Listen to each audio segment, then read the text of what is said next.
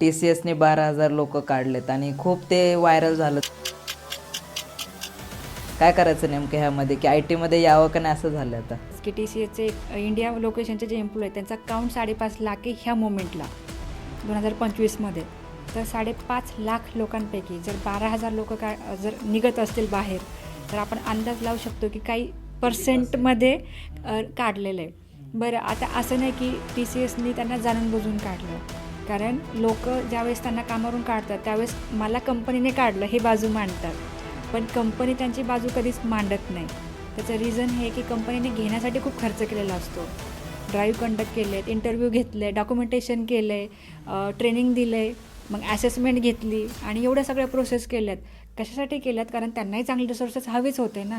पण ज्या मोमेंटला तुम्हाला 6 महिने शिकवलं आहे, कंपनीने ट्रेनिंग पिरियडवरती ठेवलं आहे, ते केल्यानंतर ज्यावेळेस तुम्हाला असेसमेंट घेतली जाते किंवा एखादी टेस्ट घेतली जाते की बाबा आता प्रोजेक्ट आलं आहे आणि तुला हे तिथं काम करायचं आहे, त्या ठिकाणी जर तुम्हाला परफॉर्मन्स करता येत नसेल आणि तुम्ही 3ही अटेम्प्टमध्ये फेल होत असाल तर कंपनी ले ऑफ करणारच ना.